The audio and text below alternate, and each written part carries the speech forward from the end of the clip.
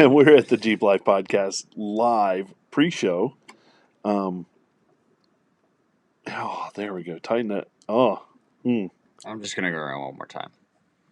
There you go, right there. I love it. I hope somebody's phone muted. is on I'm muted. on the go. Billy needs it. Billy, where are the bow ties? They were sprinkled around the campsite at one point. They were, weren't they? They're in a crate in my garage right now. Kristen, happy Mother's Day to everybody. Yeah, it's that day. We'll formally wish everybody a happy birthday in a little bit. Hey, Troy, happy Birthday, Mother's Day. Birthday, Mother's Day, whatever. What's up, Sammy? And I don't know if you have Bree there with you, but happy Mother's Day. Mike, happy Mother's Day to you. We're going to try to get a few people on. Got a rip-roaring show tonight, rip-roaring, which is code for I'm not sure that we actually know what we're doing. We never know what we're doing. Oh, look, I actually hit the button the right way this time. Oh, that's good. So we are recording.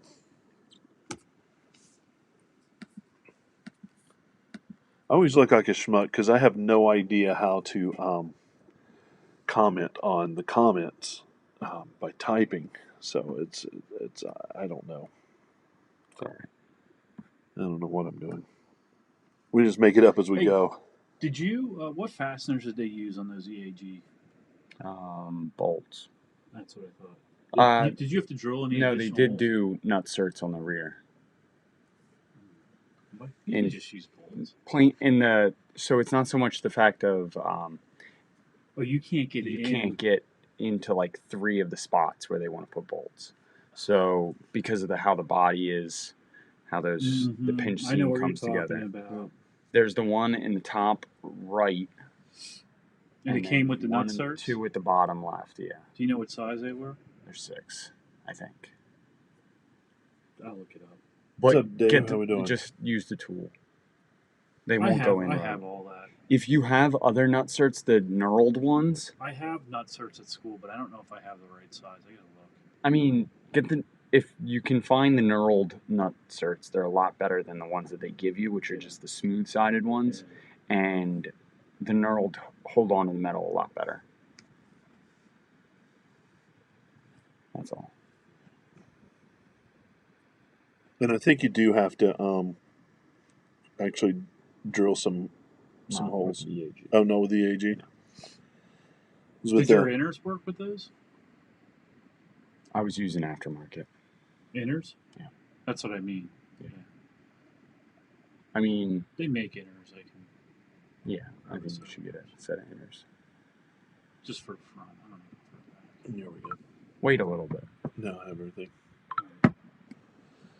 Yeah, I'm looking at doing some inners at some point, but that's not a priority. Though? What you have with those MCEs, the stock inners work well. The stock inners, yeah, but they're plastic, so they don't look cool. I think they do. I don't like steel inners. Believe it or not, I like them. Really? I told you I'm a purist. Yeah. Well, I mean, they're cut down, but for the longest time, I was like, I'm never changing my fenders because I love. The problem is they are going to get torn off. They're going to get torn off, they're just waiting for something to grab them. Well, I don't care about that, but like I bury tires into them. That too. That doesn't. I damn near ripped one off last time we were out. Oh, here. I thought it was gone for sure. I'm like, Billy, is that still there? It's like, yeah, it's there, but it's like pushed up. And... Yeah. So right now, I need shocks. Yeah, you do. I don't care about anything else. I need shocks. Why don't you just get the arcade shocks right off the bat? I went to order them this week, and they don't have enough in stock. So, dude, I chased the clutch for a JK. Yeah. All over the state and New Jersey and Delaware. I finally was able to get one. As soon as I can get a hold of Jeremy at Rock Crawler, yep. I'm ordering a set of shocks. To go with the springs, I'm ready to go. It does. Freaking labor shortage and not having all parts in general. I can't get. Oh, nothing. Yeah, because I'm ready. I need I told you my transfer case, which is may have to get put in hold now, but I don't know, maybe not because now they're talking August. Right. It keeps getting pushed back. That's crazy. Well, as long as they don't charge your card until then, right? I don't want to pay for it until it's on its way, right?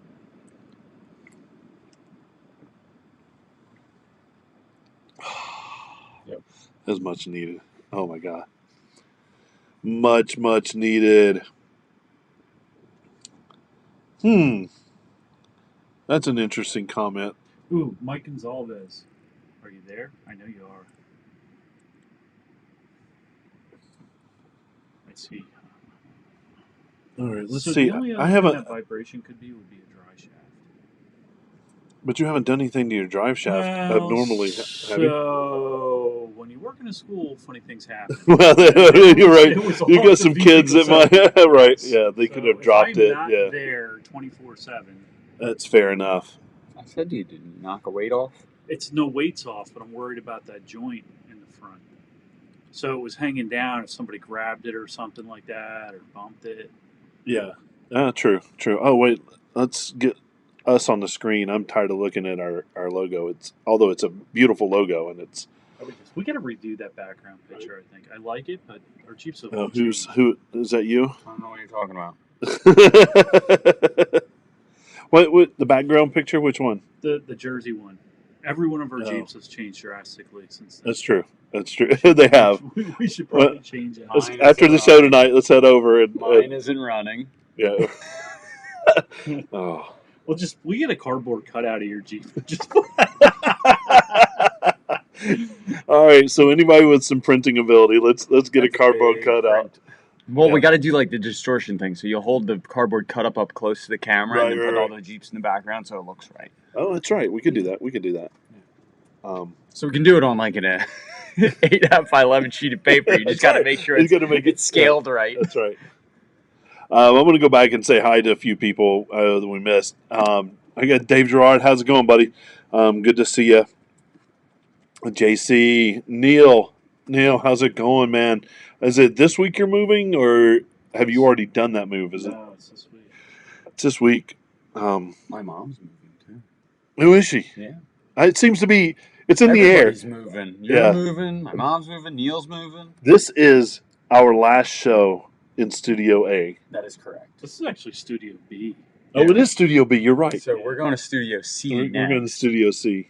This is actually, if we're counting, this is actually the third place that we've recorded a show. Oh, you're right. Studio A was the school. That's right. So A, B, C, and now we're going to D. We're going to D. Gosh, we are mobile. And that doesn't count our live broadcast. I was going to say AOA we recorded. No, that's live broadcast. That's a little bit different. Yeah, but we still recorded there. Yeah, but it's not a studio. That's just. We recorded there more than once. That's true. What the hell just happened? That's more of a studio than any of them. Dave, I would welcome that help. Let's do a little talk sometime. Jason, how's it going? Warren, how's it going, man? I like that picture. I can't see that close enough. Maybe at some point it looks like you're outside. Mike, what's happening, buddy? Yeah, Peter, happy Mother's Day to you too, and to all the moms. So I understand Peter is no longer a hot boy. I mean, no, he's no longer. He is a hot boy. He's a hot boy now. He is a hot boy now. He doesn't have the want to be a hot boy, but he is a hot boy. That's right. I can't wait to see a follow-up video. I'm not sure. Like, the challenge is on. Ron, how's it going? Man, you did a lot of work on your rig this weekend, and you're at No Knock Central. I like that. No tick. No tick. Yo, Troy, what's happening? Let's see. I think we're. Oh yeah, hot boy dad bod. I love it. Just let that shirt right on up. I think we're about ready to hit on before we go in. If everybody wouldn't mind taking a moment and sharing out and letting everybody know that we're on and ready to go, it would be awesome.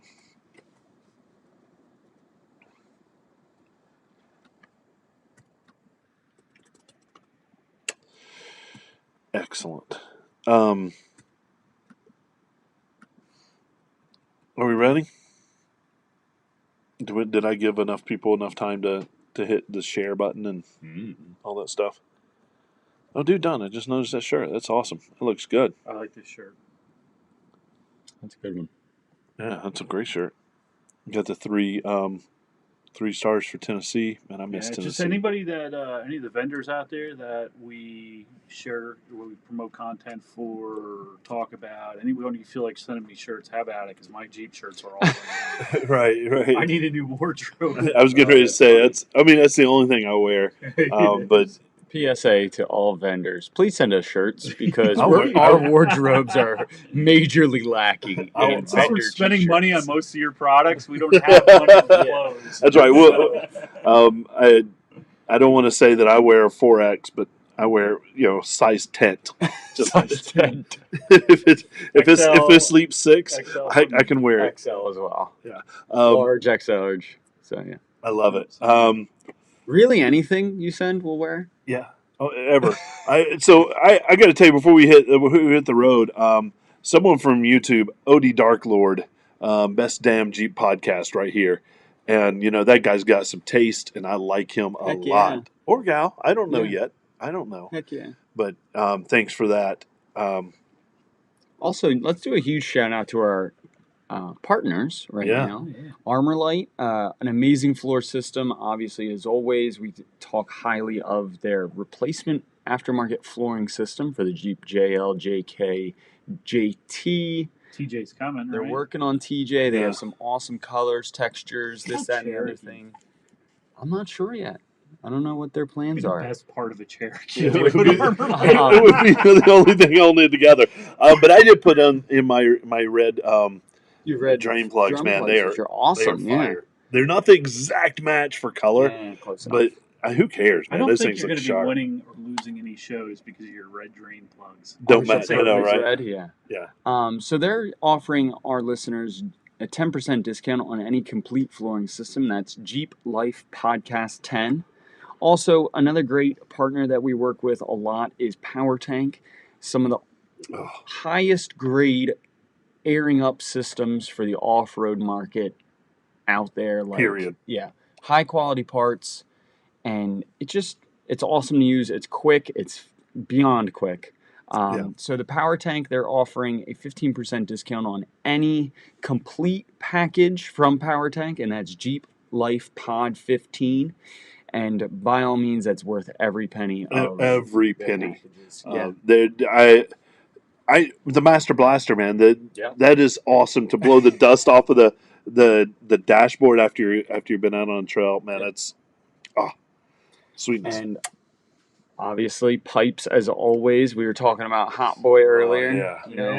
The Pypes exhaust systems. Yeah, he is a hot boy. Yeah.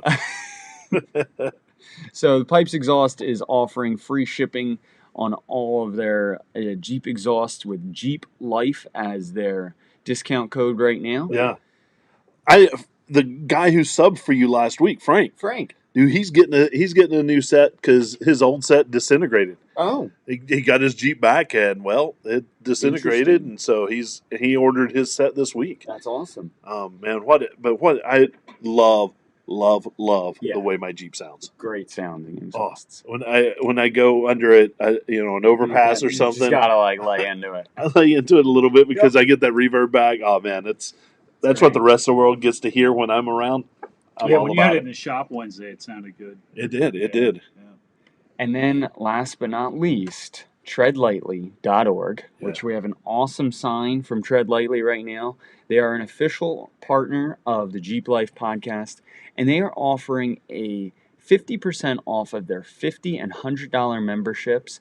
The whole process of how to do that will be in the show notes, but Tread Lightly is an organization that fights for the wheelers and the resources that we use, making sure that we use them correctly and responsibly, and we don't leave a trace out there, because we have to realize that these are natural resources. We need to take care of them if we want to use them for future generations. And they teach proper etiquette from when you're out on the trail, whether you're camping, hiking, mountain biking, all different types of sports. It's not just Jeep related. So, they really take into every sport of account, and it's just, they do awesome work with working with us, the governmental. They're just an awesome organization. Yeah, and some of my favorite people I've met since we've done this. I mean, all our partners. Now, I really haven't had a chance to talk to the Armor Light people. Yeah. I've talked to Power Tank, and I like those guys, and I definitely like Dave. He's awesome. Yeah, right. These guys are top notch too. I really like them, and they are working so hard. Dude, they're the hardest working people in the off-roading industry. Yeah, I honestly believe that, and the fact that they took the time to send us this awesome. Oh, man, I opened up the box and I was so excited. I was beside myself, and I was taking pictures for you guys. I was like, "Look at this!" And I texted Matt right away. I was like, "Man, this is the coolest thing ever!" And to have our logo in the same sign as their logo, man, I'm just 100%. Honored and be excited, because I know that what they stand for is the same things that we stand for. Absolutely, 110%. So it makes it easy to be a partner when the people you're partnered with. Responsible wheeling. Yeah, and they feel the same way. Yep. So thanks to our partners, every single one of them. Let's get this show on the road. How about Absolutely.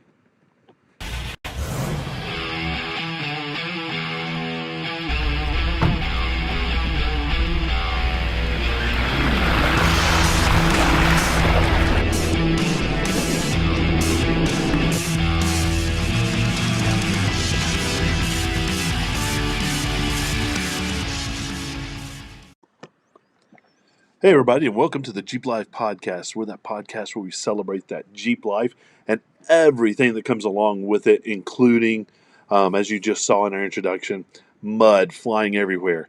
And I had a lot of that. Oh my God! I was gonna say we missed you last week because I was cleaning the 6 inches. No, okay, not 6 inches, but inch and a half of mud off of Reaper. Yeah, is our dear friend Bill. That's Tennessee wheeling, man. That wasn't even Tennessee. They wheeled. That was like I know. Northwest Pennsylvania. They call it Tennessee wheeling. That's exactly what it is. You dip the tires in the mud, get them all slimy and crappy, and then you go and hit throws the rocks. Everywhere. When you showed me pictures, I was like, "Oh man, that's going to be a bitch to clean up." It's still muddy. and you, it looked good from the outside when you cleaned it up. No. No. It was still wet. That's why. Alley girl answer. So Bill, good to have you back, and I think when we get into our week in review, I want to hear a little bit about how that went. Yeah, man. All right. The other and also some tragic news after that. Oh yeah. Yeah. I'll just say it right now. Buddy of mine, his garage burned down. Oh no! Over this past week, so. Well, that sucks. Thoughts and prayers out to a good buddy of mine. Won't mention his name, but just absolute heart goes out. But kind of just real quick, lesson to learn: your homeowner insurance covers, the tools and stuff that's in your garage, but it doesn't necessarily mean that it covers the vehicles or objects of high value in your garage. So make sure to put those on your rider as well. Yeah, so definitely. Don't have a separate policy. Yeah. So try to thinking of you, but just remember, try to be safe out there and make sure you unplug things in your garage when you're working on your vehicle, and also if you're welding, That sucks, but way to be modifications and just really think of kind of what's going on around you, and flammable things that are in your close vicinity. Yes. So be careful out there, folks, and sorry to hear that for your friend, man. Yeah. That sucks. So. Speaking of friends, I got my friend Don over here. Don, how we doing, man?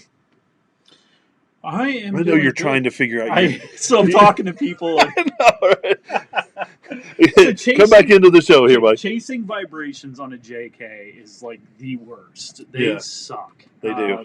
For reverb, they just suck. Because everything vibrates. Yeah, I have a vibration, and it's driving me crazy. Yeah. It's like a tickle in the back of your throat. You can't get rid of. You can't. Right. I'm going nuts. You can't. So I've done research upon research on this, and it's just made me chase my tail. If I was on some message board or somewhere, this would be where the asshole port.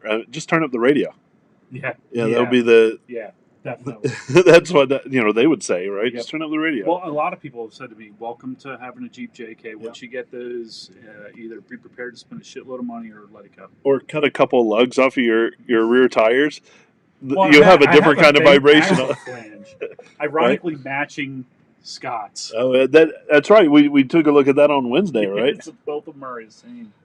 Same side, about the same amount of bend. Yeah. So I didn't have the bend that you guys had. So, but you weren't on that same. We're convinced. Actually, I was watched the same video, obstacle. I could see it.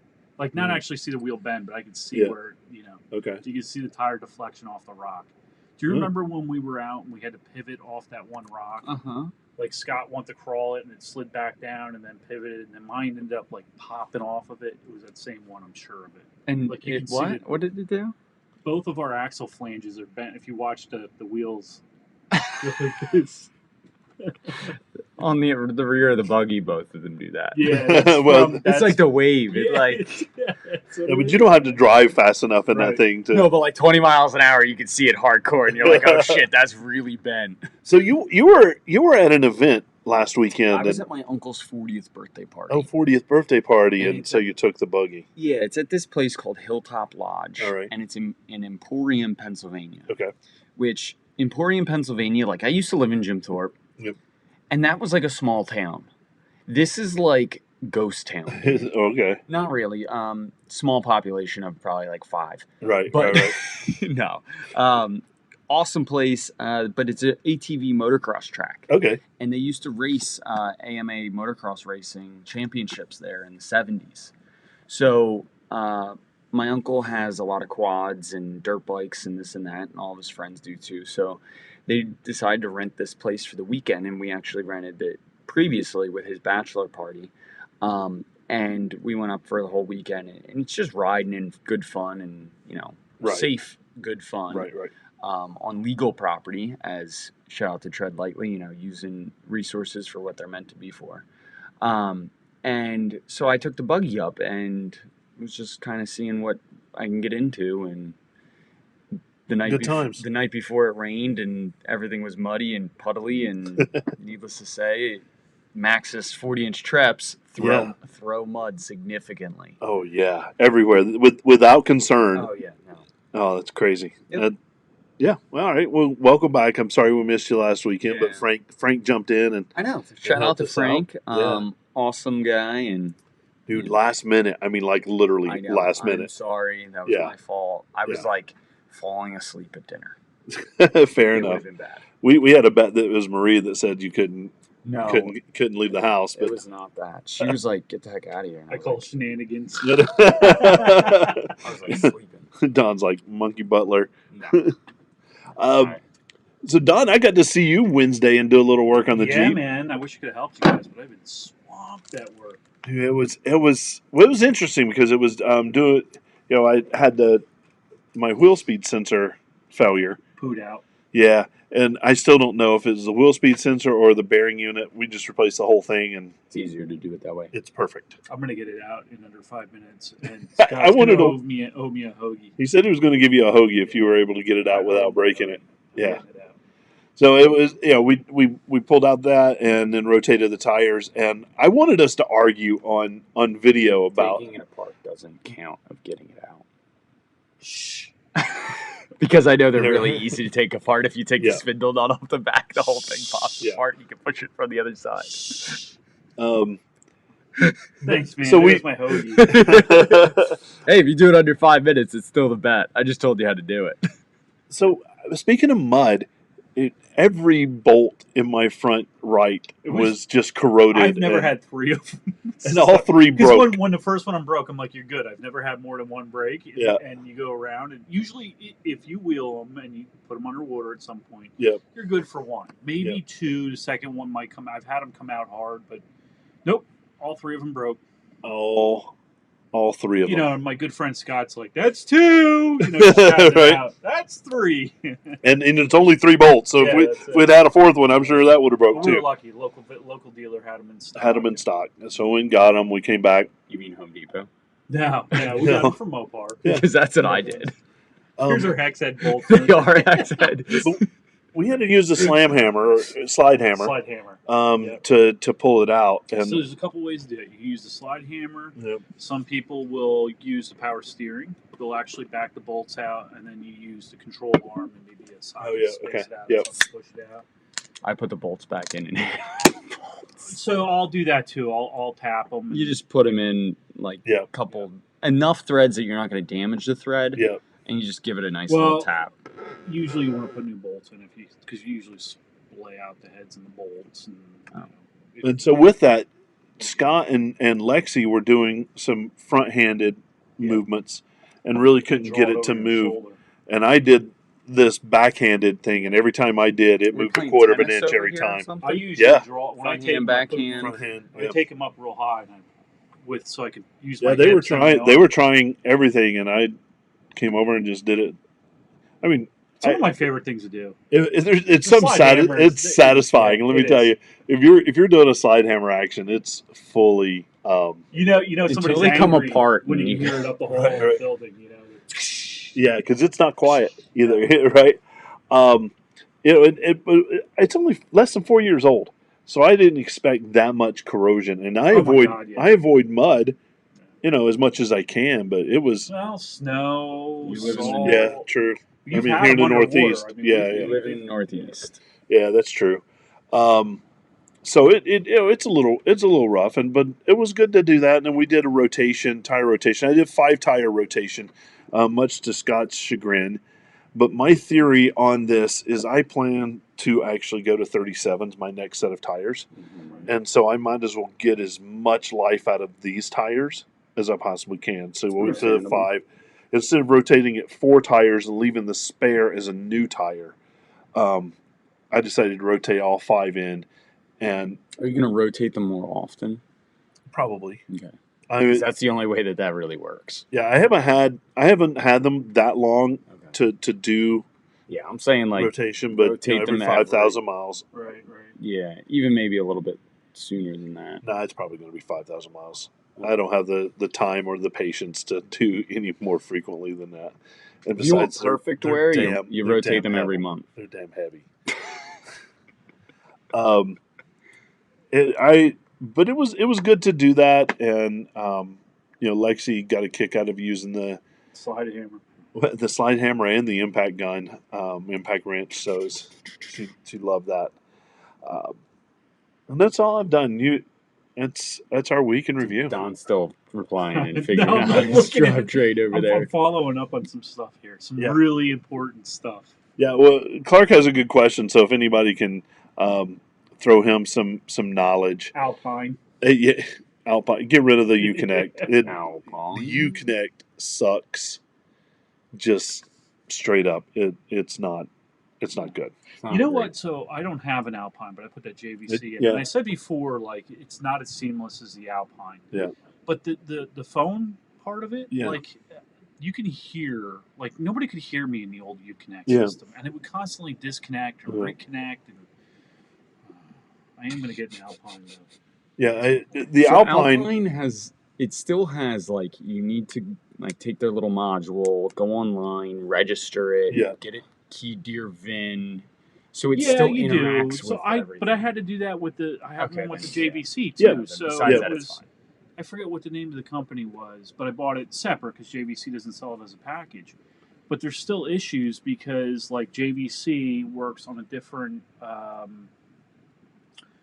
communication process. So they work on J1850, or Jeep works on J1850, and they work on some European. And so it still doesn't work right. Oh, this is seamless. That's what I said. This is no problem. No, they're for the most part, other than programming that box, they're plug and play. I think I love the way my stereo sounds right now. Yours does sound really good. But if I had to do it all over again and just held out a little bit longer, I would put Alpine front to back. And I know it's the most expensive. Yeah. I don't give a rat's ass. If it's quality, I'm going to pay for it. And I think they've just got it kind of figured out. They're the experts at it. No one knows Jeep audio better than them. Right. And there's a reason for that, which is awesome because we are going to have Colin from Yes. Alpine Yes. in the studio with us. Actually, he's probably not going to be in the studio. He'll probably call in. But I think that's in 2 weeks. Right. So Neil says his works seamlessly, and here's the secret to it. There's a component that I need to tie it in that I can't track down. Neil probably was able to get that when he had it installed. Yeah. Isn't it some resistor or something? So some of them, depending on the year of the audio, the radio, some of them were a 1/4 ohm resistor, and others it was an adapter to go from a like coax kind of cable to a wire. Yeah. And I can't seem to get a straight answer from anybody. Yes. I'm only going to tell. There's a local shop in Allentown, ANS Installations. They're an Alpine dealer there, but they know car audio and they know Jeep car audio really well. Because every time I've gone there to have work done on my Jeep, there's always another Jeep being worked on there. And when I talked to them, they were able to talk to me about the Jeep. So I would visit them, give them a call. I'm sure they'd share the answer. Because I've been trying to call. So JVC, I get no return. So I did call Crutchfield. Crutchfield was the one that said they sold me Neil said Crutchfield did the wiring, sent it for him. They sent me some stuff, but they didn't. That was a component that was missing when I did my research. So it's just a matter of doing more research. And the nice part about Alpine is you buy it like out of Quadratec's catalog or buy it, and you get everything up front. There's no doing the research or any of that. Yeah. And when I say research, I don't have 12 hours in this. I have an hour maybe. It's killing me. I think car audio is JVC's good stuff. They are, and there's like a handful of brands that you can trust, and JVC I think is one of them. Yeah. The car audio is one of those that's so picky, and the least little thing can go wrong. Yeah. And then when you throw in the mix the fact that we drive Jeeps, which are nothing but boxes on wheels, and we put bigger wheels on them that make a lot of noise, and then we have soft tops, and then we have hard tops with Freedom panels and all that stuff. There's so much trickiness in that.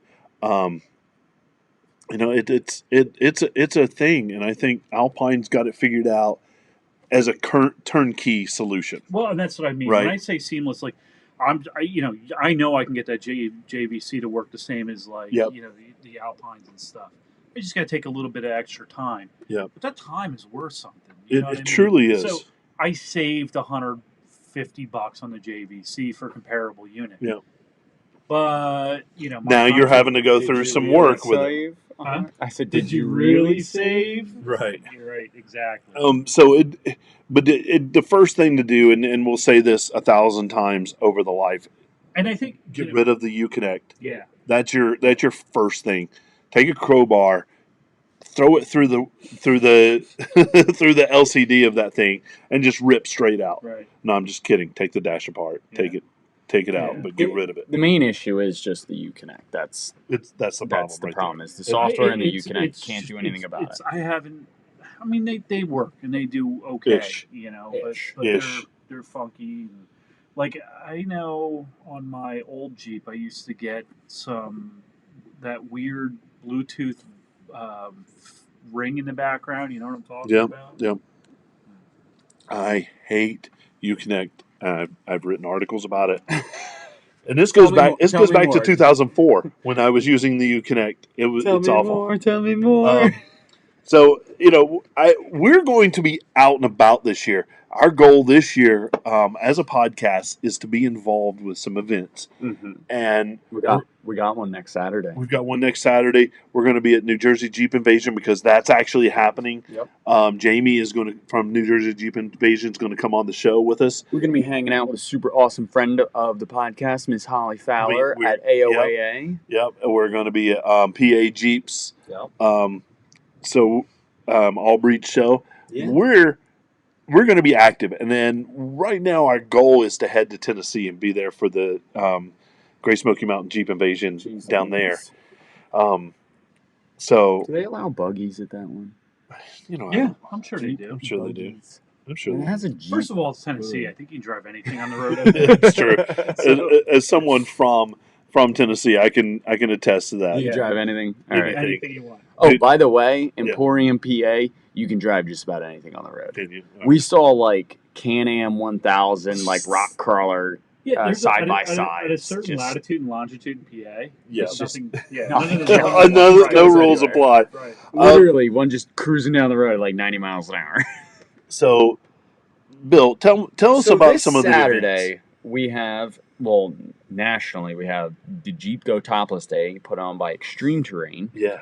And that's an awesome Go Topless event that they're doing that it's made for all Jeep clubs to get together, get out, and take the tops off the Jeeps and drive around. And also they put on a matching donation to any charitable organization that you want to sponsor. So it's a good thing to get out and do something good for charity. But the JEEP, Jeep Enthusiasts of Eastern Pennsylvania, is doing their own Jeep Go Topless Day event. And that event's going to start in the Allentown area. And they're going to take an awesome trip up to Mountain View Vineyard up in Stroudsburg, which is a vineyard, winery, brewery, distillery. So any pick your poison, what you like, they got it all. One-stop shop kind of deal. Yeah, I'm looking and forward to it. they're brewing a beer for us. I love it.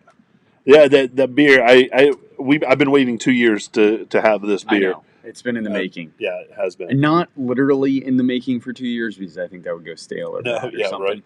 But this year they were able to get it all together for us. And we have it going. Dave reminded us too that we're going to be doing the live recording or the live show at Pypes. Oh yeah, we need to get that on the books. Wait for that. I know, dude. I'm so excited about their garage and seeing everything in there, and then installing a. When's that? Oh, we don't have a date yet. As soon as we're getting past the COVID stuff. Yeah. It's COVID stuff. So before you go on, that same day, it is a national Go Topless Day. There's a lot of events going on. Go Topless in the Smokies 2021 is going to be happening that day, and it is from 10 to 5 in Townsend, Tennessee. We're not going to be there. We won't be there. We'll be at the Go Topless in the Pocono Mountains. Yes. With Mountain View Vineyard, but I just wanted to throw that out there that they'll be having their own event down there. If you're not in the area and you're looking for a Go Topless Day, absolutely log on to Facebook and just type in Jeep clubs and your area, and there's most likely going to be a group or something that's going on in the area this Saturday. So just type in Jeeps on Facebook, and eventually you're going to find something. Yep. And that's kind of how we met a long time ago. Yeah. You know, it was Facebook. I got on a Jeep page, you got on a Jeep page, and it's like, hey, this guy's cool. Yeah. And then we met Don. And I'm busy. I'm reading messages here. I got multiple things going on. You do have a lot of things going on. I'm fixing Jeeps. Don's our audience interaction tonight. Yeah, that's important. I wish that I was able to follow, but if I start that, then I'm gone. It's gonna be the one man show over here. I'll be over here and then I'll be like, "Ooh, wait! I hear something interesting." Right. It's like I look over and then tune back into. So what other events are we? So there's also Trail Fest 2021 at the Adventure Off-Road Park and Nature Center down in Tennessee, and that runs from April 30th to May 2nd, 2021, and that's I don't have any information on that. I think it's not the Mid-South Jeeps, it's Jeeps and Wrenches out of Nashville. Right. Is putting that on, so just check them out. So it's to benefit veterans, correct? Yes. So yeah, if you're interested and you're in the area, look up Trail Fest 2021. Yep. Also, Prom Ride is at AOAA, and that's hosted by the Girls Play at OAA and EJA, which is Eastern Jeep Alliance.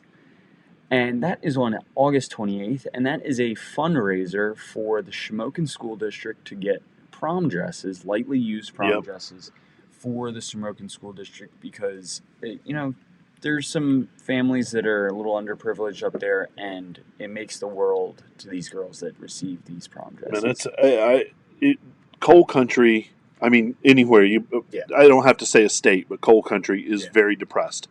And so I think it's.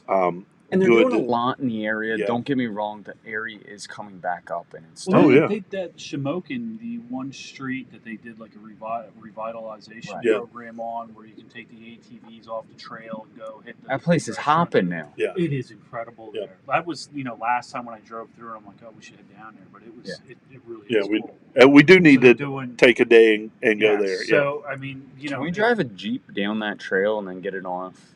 I really don't know.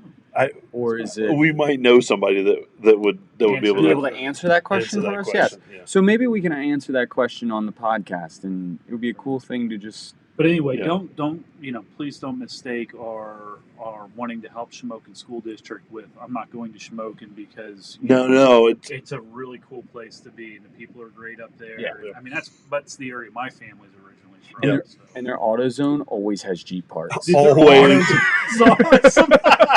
If you anywhere in the country, if you need a U joint, I know for a fact they've got enough. Shamokin AutoZone always comes through. Always comes through. They do. So it's awesome, and I think Dave should have a trail that goes right from there to the AutoZone. Or a shuttle. A shuttle even. Service. We were going to use. Remember, we were going to do that with. We're going to call it the AZ shuttle service. That's right. So thanks for sharing that. If your Jeep club, and that includes the Central California Jeep Club, are you calling somebody out? Yeah. Okay. No, I want every Jeep club to send me your event. We'll put it on the show, and we'll get it out there. Be a separate midweek show. I know, right? I will. If enough people do it, I'll make another show. Absolutely. I don't care. We'll just start including it all in the show notes. If you're looking, we can do it by state. Oh yeah. So send in those events. Yeah, let us know. That'd be awesome. We'd love to help you out. And if your Jeep club wants to pay for us to come and be a part of your event, we'll be happy to do that too. 100%. We'll broadcast live from your event and make you look good. I mean, anybody standing next to me looks good, but not true. Speaking of belling us out, we've got a topic tonight that we were really excited about. Ooh, you let into that one. Do you like that, right? I do. All right. I told you I emailed you that. I always need to be bailed out. You do, and we all have, and we all will need at some point some kind of recovery. And I want to put this out here: we are not the experts at recovery. I'm quite far from it. We've all had to do it. We all kind of know the best practices, but we are not the experts. I would recommend that if you want to learn from the experts in our expert area, Kyle at Off-Road Consulting is the guy. No one better. He puts out an amazing recovery. He does it. He does it for everybody. Kyle's awesome. Medical services contact him on a regular basis to do recovery technique off-road, classes. Off-road Consulting. Off-road Consulting. Thank Yep. you. And I will put a link to their website. We've had Kyle on the show. And he does winch. He does specifically. He will do winch class, right? And recovery class. Yep. And that, that's one thing I think I'm going to take this summer with. Yeah, I agree. If you're interested in listening to the episode that Kyle was on, that is episode 210. Whoa! Way to go! Mic drop. Boom. Yeah, right. Jesus, dude. Episode 210, you can hear all about Kyle and his business, the Off-Road Consulting, and what he does, all the different classes that he offers. So I think, too, that we should probably just get Off-Road Consulting. We should lease them out for a day to do this, just us. That'd be cool. Jeeplife podcast, because nobody else in the group is going to tolerate our shenanigans. No. And I'm a little scared of Kyle. I'm a whole lot scared. But I don't know that that's going to stop the filter in front of my head. True. We'll invite Frank. Any dude that slaps a bear in the ass. His old man. Right. That's why he scares me. Yeah. So I thought we'd talk a little bit about recovery. Episode 210. And what recovery really means, because we do a lot of wheeling, and we do. And recovery isn't necessarily all about wheeling and going off road, but it is a part of it. Though. It is a part of it. Too many times people look at it and frown upon it, but it is part. Any hardcore overlander, hardcore wheeler, that winch is part of the process. Yep. So, tonight we're going to talk about some techniques. We're going to talk about some products that we should have. Um, but I think recovery starts with always wheeling with somebody. That is a recovery step right away. But there are times when, like the overlanders, you just That's can't. true. You're on your own. And one of the things that I put in the notes was, believe it or not, I've never had to do it, but I've done some research. There are ways to, like, if you flop your Jeep, to self recover yourself. Yeah, you can do it with a come along or with a winch or right. Absolutely. So let's get in there. I'm going to be the color commentary for this. You guys are the experts. I'm going to throw down. What are you talking about? Expert. Yeah. Well, all right. True. So I'm going to start this off. When you're in an off-road recovery situation, there's two things that go through your mind. How can I get this Jeep unstuck as fast as possible and as safe as possible? That's it. So number one thing that Don and I always try to take into account when you're looking at this type of situation is you need to take safety into account, number one. So that includes whether you're winching, using a strap, any type of situation. Make sure you're always out of the line of where things can roll or fall, or if something starts letting loose, that you're not in its way. So there's a lot of physics that go on with winching, and one of the things that you have to do is you got to think ahead. It's instead of just grabbing that cable, unspooling it, tying it to something, and hitting the pull button. You got to think about what the vehicle's going to do. One of the things when I was doing my homework for this was, and a lot of people had stated it, start to think about what that vehicle's going to do after you're done. Is it going to be stable? Where do you have to winch it to be stable? What's the physics on the vehicle? What's the physics on the cable? All that has to be thought out. I think too often people panic, grab the cable, loop it around the first tree they can, and hit the winch button. Yeah. It's something that you really should just stop, step back, and think about for a minute before you go ahead and I know, like, when we go out, we always, like Scott will, hey, do you think I should use that tree? Or I'll say, hey, do you think I should use that tree, or should we go to the one up further? Or should we, you know what I mean? We always talk about it, and part of that is so it kicks in that thought process. I think that is part of the process is definitely stopping. Is a winch the most important thing to do at the moment, right? Because that's just a tool in the arsenal. Right. There are multiple tools out there. That happens to be the strongest. Yeah, traction boards. Yep. Shovels. Moving. I don't like doing it, but sometimes you have to. You got to move a rock or two. Stack a rock. Yep. Move things out of the way. So I think it's good to, again, with that, having multiple people with you is always good to be that sounding board. Mm-hmm. And when you assess what you're doing, look at the scenario, and then make the right choice. Right. So let's talk a little bit about what conditions. So before we even go into that, I want to point out one thing. There's one function of a winch, and a winch only knows basically one function. Yep. And that is to pull line in and hold. Well, or let line out and hold. Right. Yep. Because I've used them going down hills. Correct. I've tried to go up hills, and it was so steep and wet and slimy that I stopped. I was able to keep the Jeep stopped, but I didn't want to back down. So I'll hook a winch and use it in reverse function. Yep. But you have to remember, it doesn't move fast, and it's not fast in between the two. Right. Like, if you got a lot of weight on that winch, it's moving really slow, and everything is a slow process. Slow is pro when recovering a vehicle. Yeah. So what are some of the tools? That's a good one. So I think minimally you need to have, of course, a winch, and so depending on what manufacturer you go to, the standard that I use, because it comes from Warren, is 1.72 minimum.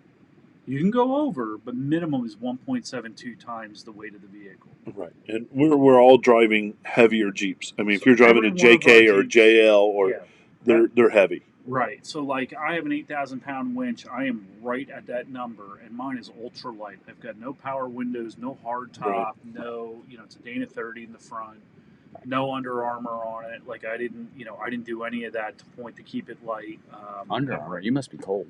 Under Armour, skid plates. All that stuff. I don't have any of that. You take a rig that's a Rubicon loaded, and then you have overlanding gear in it. It's easily, it's easy to hit 6,200 pounds. So that's a good recommendation to have that winch. Not everybody has a winch or can afford a winch. Right. Right? So there are things that you can have in your arsenal, maybe outside of a winch. Like traction boards. Traction boards? Traction boards are actually a really great tool because like Max Trax is one yes. brand of traction board. You can use those for just about any, so if you have to crest let's say there's a really narrow ravine or a crack in a rock, you're out west, Yeah. and there's a 2 foot in diameter crack, and you can put those boards down and do it. Yeah. Maybe you don't have enough traction, you're in really soft mud, snow, sand. Wedge those under there. They'll get you out. I don't have a set, but they're on my short list. That's on my. I would agree with that. I don't have a place to put them yet. Well, same here. Because it kind of has to be a part of the assessment. Right. But I think you're right, and this goes for all those Jeepers that maybe not wheel but love to go to the beach. Yeah. Right. Yeah. I think if you go to the beach, more important than a winch or any other. Probably not going to do you a whole good unless you have an anchor of some sort, right? Dead man bag. Well, but I think your Max Track is almost it's quicker. Yeah, throw it down. Much quicker. Yeah. Do it. Yeah. Or what else used to work as Max Track? Floor mats. Floor mat. Yeah. Not Anything. Quite as good, but not quite as good, but you'd be surprised on what they'll do. In a pinch. Yeah. In a pinch on the beach or what something. If you have armor light? You taking your armor light out? I don't know, but I guarantee it'll hold up. That triple layer technology, man. It would be a bitch to get back in, but in a pinch if I had to. But you know what? Yeah. If you had the rear cargo mat, oh yeah, you could throw that down. You could throw that down. Armor light. I would feel comfortable with that.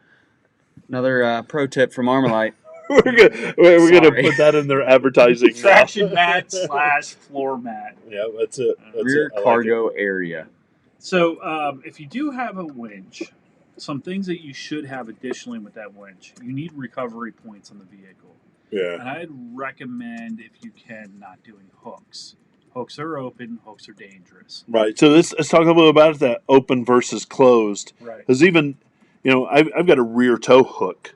Yeah. So right. Most Jeeps come with one. Rubicons come with two.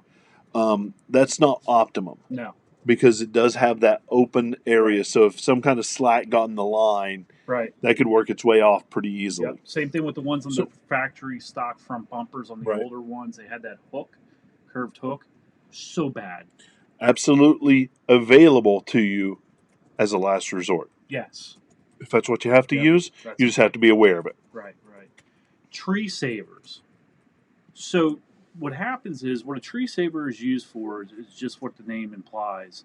It's to save the tree. So the way trees survive is family of coal miners and lumberjacks.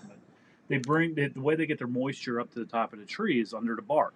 So what happens is, if you put a cable around that tree, and you start pulling, and it cuts through that bark, if it goes all the way around that, you're cutting a lifeline to the tree, dead. Right? And that's completely against our tread lightly principles. I love our trees. So the thicker the strap, wider. Yep. Right. Wider, thicker. Yeah. The more displaced. The more displaced the pressure is on the tree, so the better it is. And the tree saver should be 3 times the weight of the vehicle on an SUV. From a strength. On a smaller SUV. Now, believe it or not, it's odd, but in a bigger vehicle like a Hummer or something like that, they say only double it. So interesting. Yeah. Now, Scott and I have every time we go to use we call it a tree hugger. Because I feel like that also kind of states the reason we use it. Yeah. Is because we're tree huggers. We love those trees. So we've started calling it the tree hugger. Not a tree saver, but a tree hugger. Because we really care about those trees. Dude, by all means, I have one strapped to the roll bar on there. Yeah. So tree hugger. And they use the term. Also act as a strap, too. They can. So it's not, they're multifunction. Like, you can use them as a strap. You can use them as, like a noose to go around something if you use a pole or something of the other sort. Yeah. So they are multifunction. And they are. if you double them up, that's where their true strength is. Yeah, though. most of them are shorter than like a toe strap. Yep. Because I think between 6 to 8 feet. I was Right. just gonna say that. Yeah. A toe strap is the big brother to the tree hugger, Right. right? And I think every and that's Jeep on the next- planet That's should next have on one of my those. list. So you should have a toe strap or kinetic rope Yep. in your vehicle, and that as well should be 3 times the weight of the vehicle and a minimum of 20 foot. 20 foot's kind of short. I usually like to look for longer ones. 24 to 30. I usually carry 2, a 20 and a 30. Yeah. So I like to get away from the other vehicle a little bit. You know what I mean? Yeah. And it gives you more ability to get on more stable ground. So if somebody's stuck in slimy mud or something, you can get further away. Yep. Or if Gives you you more need to options. recover from the bottom of Renee's Hill with a Ford Ranger. Right. Well, there was the same group of people. You and I had to pull an XJ from the back of AOA to the front. Yeah. And we used toe straps on both the front and the rear because there were times where you have to go up, and then we would have to pull down. Go downhill, and you're acting as their brakes. Yeah. Yeah. But seriously, I had to use 150 feet of just toe straps Really? to recover a Jeep, Ford Ranger off of. Right. So they're definitely have a show. And what's so kinetic strap actually is like a giant rubber band sort of. Right. So it builds energy as you pull your vehicle ahead. It kind of stretches the rope, and then that builds energy to help pull the other vehicle out. Yeah, and I want to kind of ask you about that because it uses kinetic energy, but it is not used for snatching. No. Because that is a bad thing. Right. And by snatching, it means you let tension out of the line, Right. and then you take with a lot of power and force, tighten that instantly. You don't want to tow with a kinetic tow rope. Yeah, and I don't think you want to snatch anything in that way. No. There's a lot of snatching and towing and hoeing. There is, and well, you're a family-friendly show. I click that explicit button every week. So I just wanted to clarify that with that kinetic energy, that is not something that you want to. You're all tangled over there. That's not something you want to. I'm gonna unplug over here for a minute. Let it go loose and then try to get some speed and pull it. I don't think that's a good approach ever. No. Right? No. You should have some tension on that. Pull forward a little bit. Yep. Any vehicle, you should never have slack in a rope and have at it. No, that's so bad. There's death awaiting that. There's also viral on YouTube. right. I mean, if that's what you're into is creating viral content, then go at it. Snatch block, you should have at least minimally one snatch block with you. Minimum rating of 20,000. If not, like I really, if I were teaching a class and it was a 201 class and you were getting into wheeling a little harder, and especially if you're going to wheel by yourself, minimum of 2. So for those, a snatch block is simply a super strong pulley. Yep. Right, and when we all studied high school physics. Yep. And anytime you introduce a pulley, I studied it twice. You went on. That was a bad year. No, I know what you're talking about. But anytime you introduce a pulley, it lessens the amount of weight that you're actually lifting. It's a mechanical, right? It divides the advantage. Right. So adding a snatch block into your equation is it cuts it by half and then you square it. So if you add 1, it's in half or doubles the amount of pulling force. Right. If you add 2, it triples. And then, so on and so forth. So snatch block is a beautiful thing. Yep. And then the other one is the shackles. You should have D-rings, or the more common, better way to do it now is a soft shackles. Yeah, I need some soft shackles. I'm going to switch over to a closed system. Also, another cool thing is a snatch ring.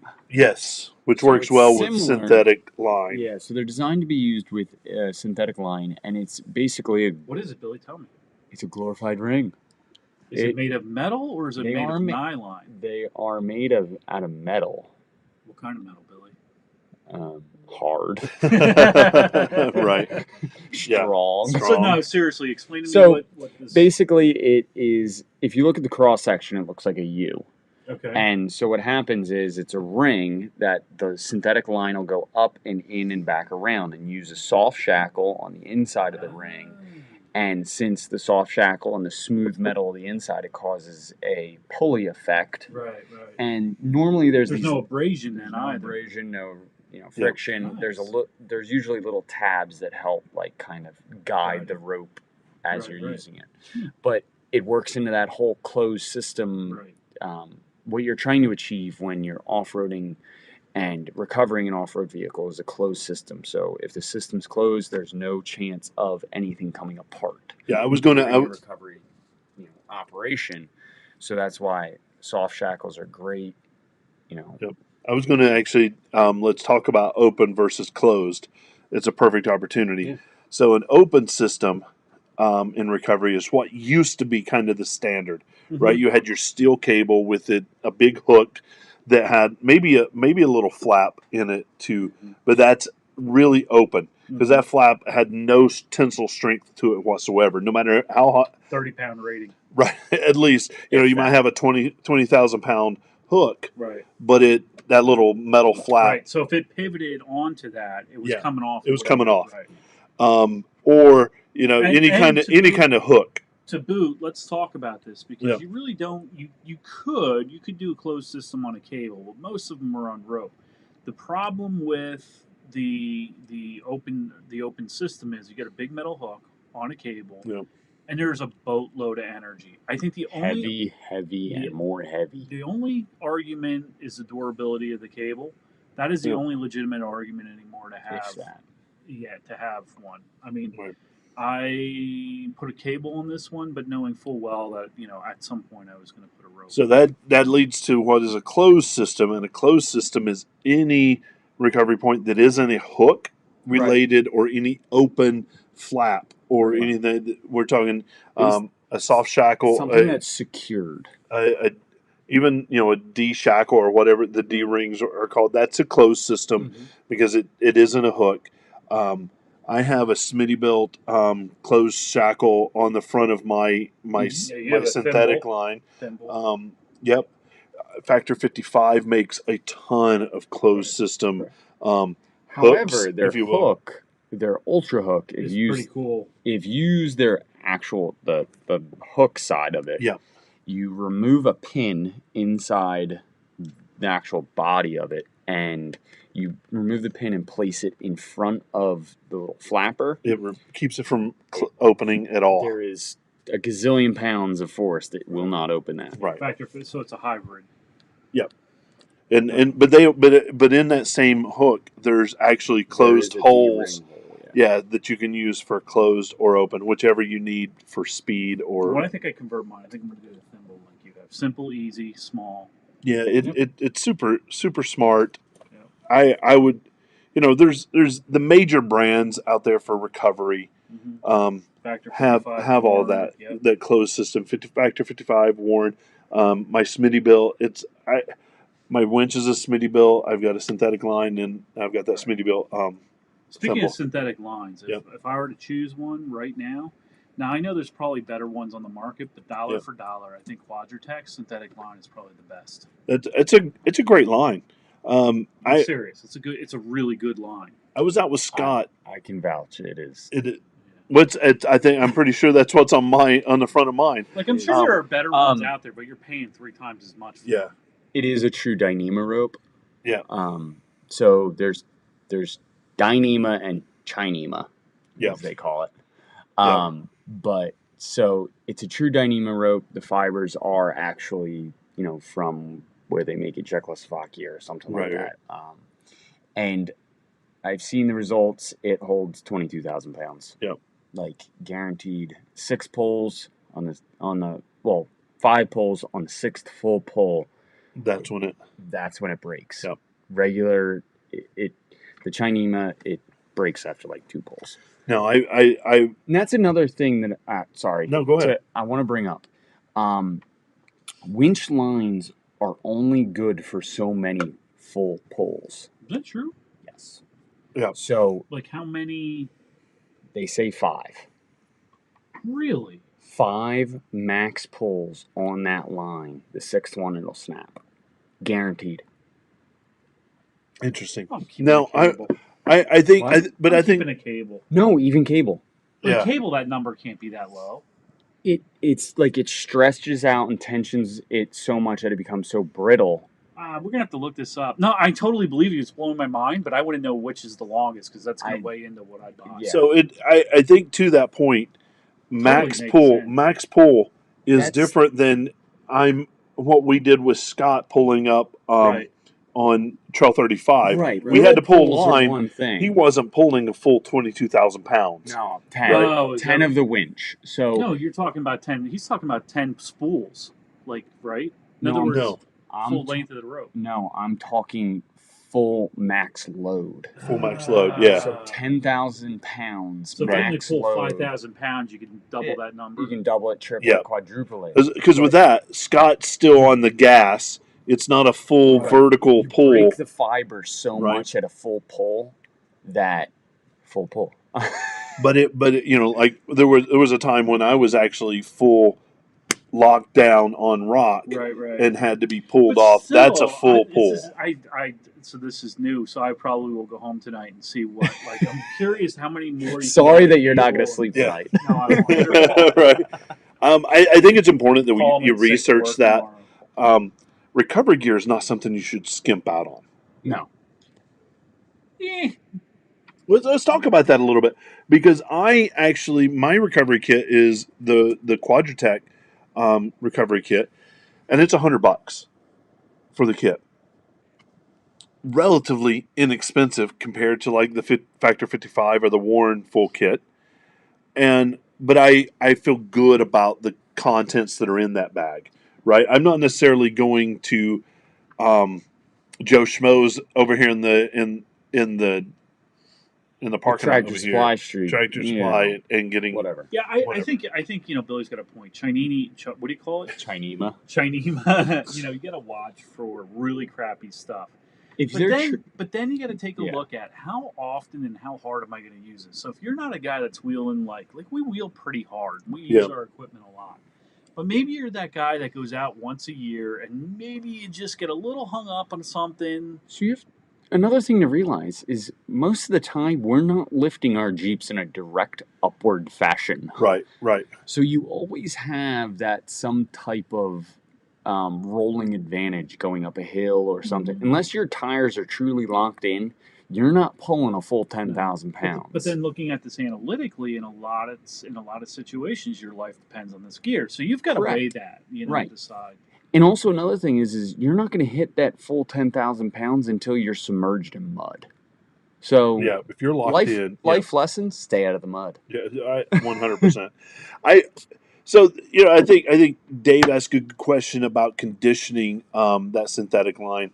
I think it's good for you to inspect it, clean it. Make sure you get all the mud and muck out of it. You're good. There's nothing you need to add to it. Get all of that. Oh yeah, all of it. But you want to get the minimum out of it. Absolutely. If I look on the front of my Jeep and there's leftover mud, that's only going to get down in those fibers and start to break them down, right? Because mud is nothing more than water and sharp little bitty tiny edges, right? So I'm going to throw down some additional equipment here. You guys each pick what you think. Do it. Real quick before you do this. How often would you say to replace a synthetic line? I forget what that number is. I think it's like every 5. Right. Every 5 years. We'll get back to you on that, but there is a replacement time frame to replace your synthetic. Because I was going to say UV, yes. mud and dirt, mud, and yeah, it just doesn't matter. Yeah. Replace your winch line at the appropriate time frames. Yep. And inspect it. So here's the additional equipment that I would carry. You guys pick out your favorite or what you think would be the most important. So winch line extension, gear bag, put all your gear in. Yep. Gloves. Yep. Additional tow rope, additional snatch blocks, additional shackles. And so in the beginning I just said have shackles. I think you need a minimum of 2, if not 3 or 4. Yeah. But additional shackles, a shovel, traction boards or a pull pal. Pull pal is like for sand and stuff. Yep. A high lift jack. That's a great. It can be used as a come along. It can be used. That's the for only reason. Yeah. They're not very safe to use. Yeah, I as didn't put a it in there jacking purposely. Like, situation. I'm not a Right. fan. I'm not a fan. I own one, But they it doesn't work come out of really the- well if you use them in the proper way to like you They can use them as a do. come along. Yeah, I agree. And if you're careful and you use them properly and your vehicle's set up for a high lift and you know how to use them, Right. they're not horrible. If No. you use high lift points, if you use the correct the tools, Right. yeah, they're all right.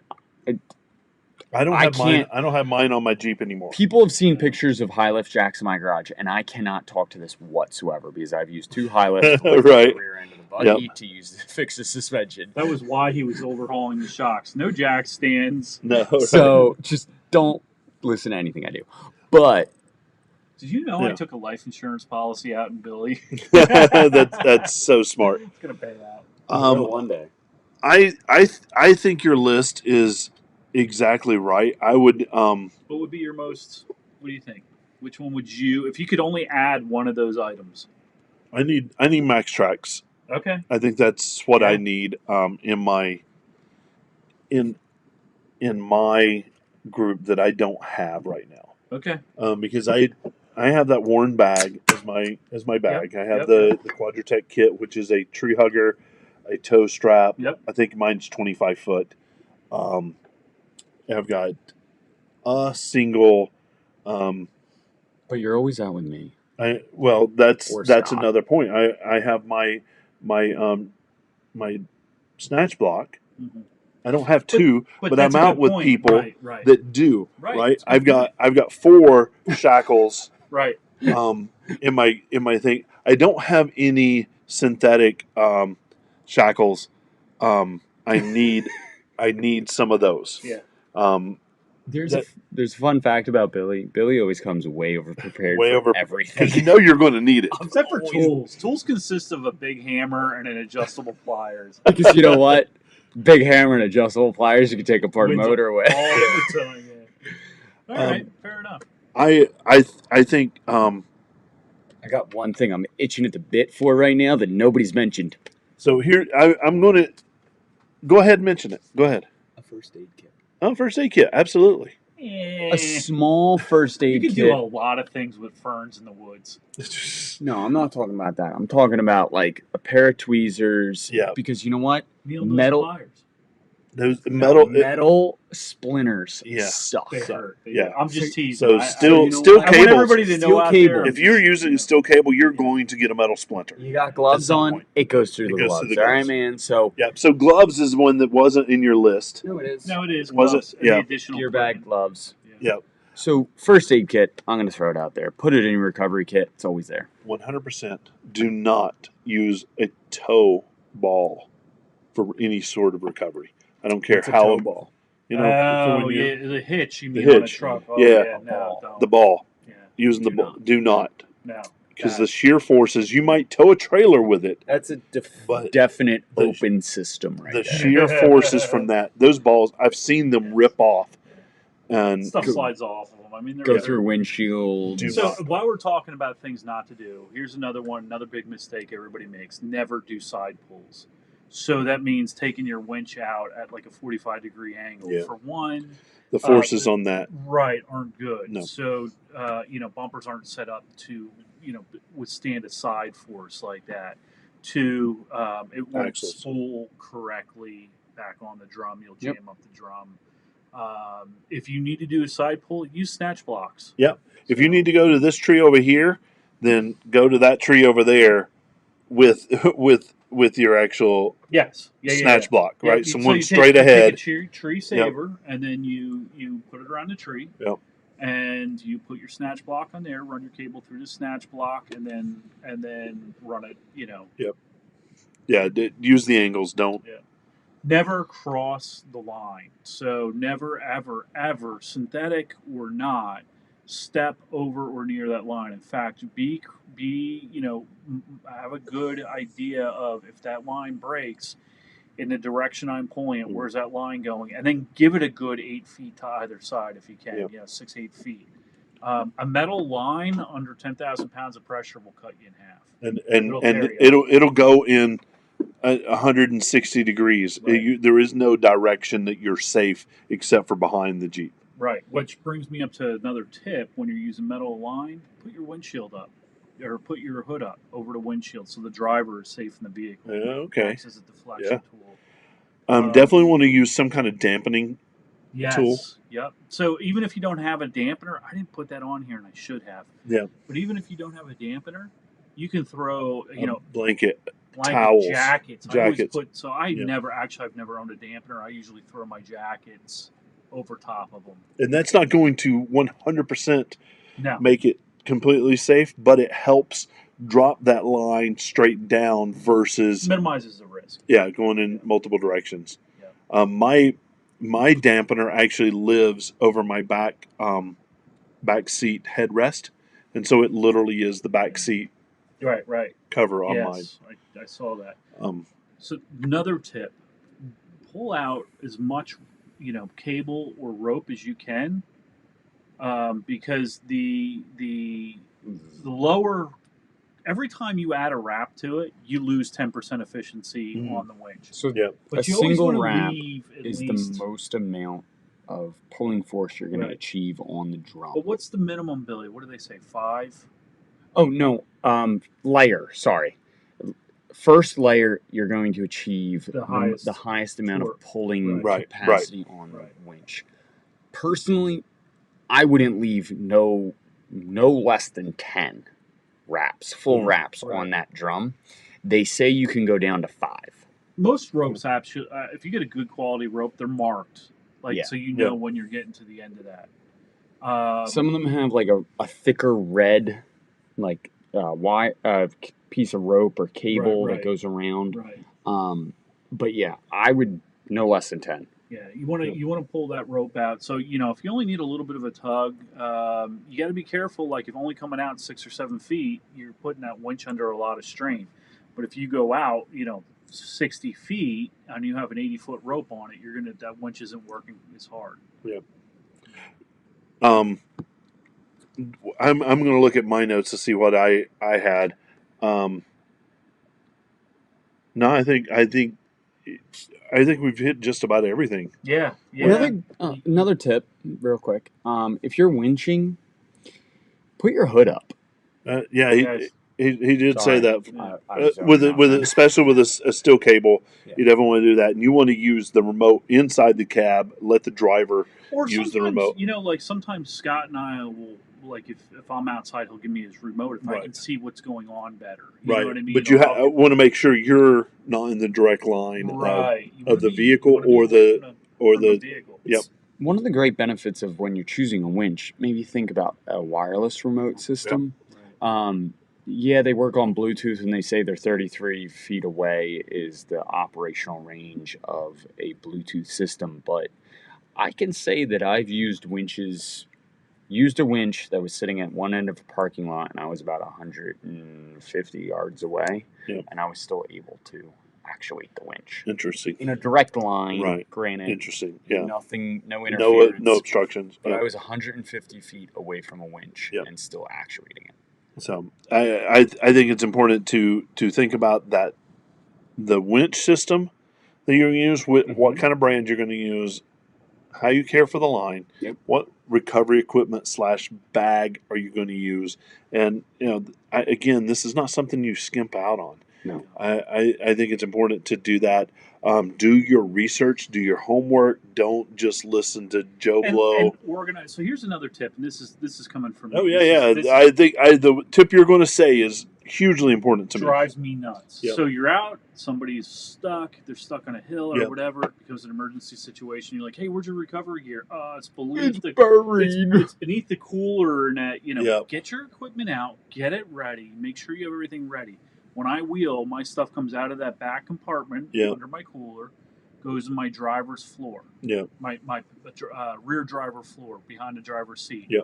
That's where mine lives until because that's the easiest. I take it out of the bag and everything. If I have a recovery bag, it comes out of there.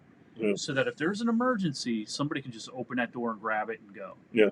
Well, I take my backpack, my worn backpack, and I put it right behind the driver's seat. Yep. I can reach around and grab it from in there. Yep. Even if I can't get out of my vehicle, I can get it out the window. Right. And so what's nice about those bags are, and I'm really thinking about getting one because, like, if I'm out filming and shooting, I want to wear a bag. Let's rephrase this. You're going to be out filming and shooting. Right. Yeah.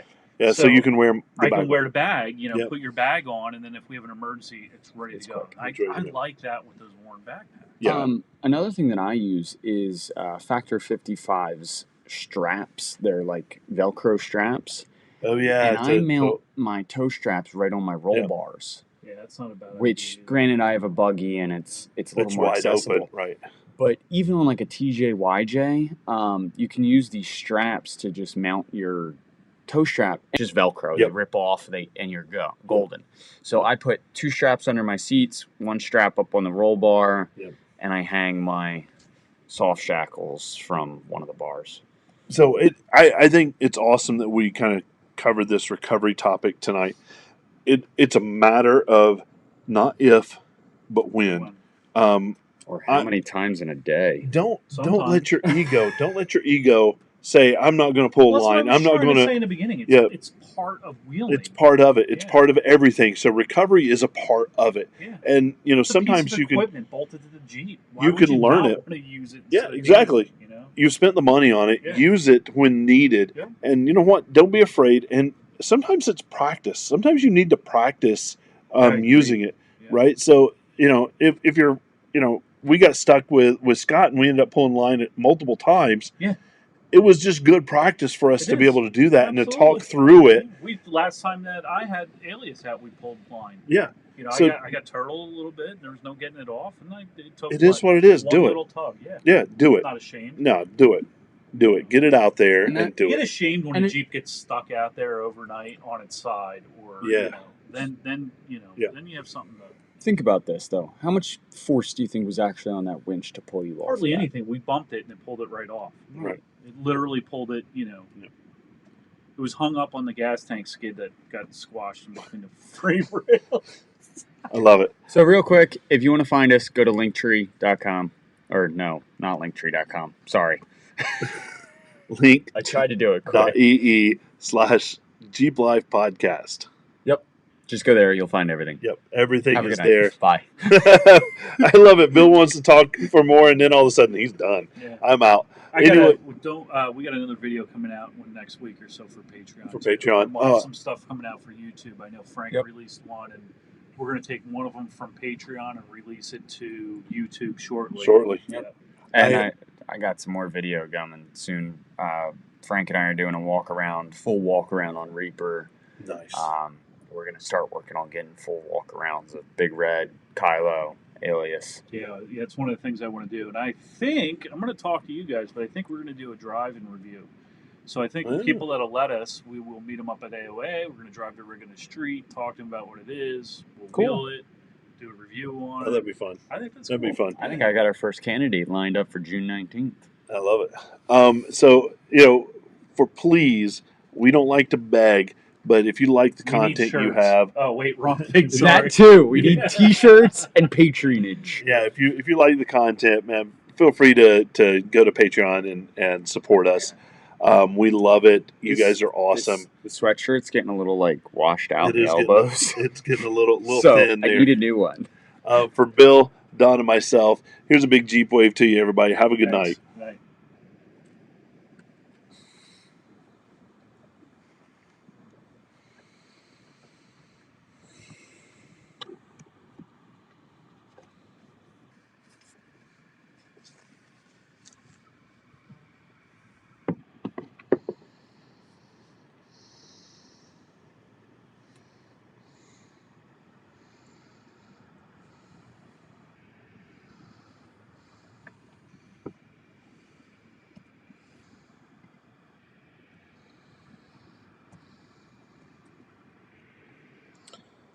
Woo! What a great show.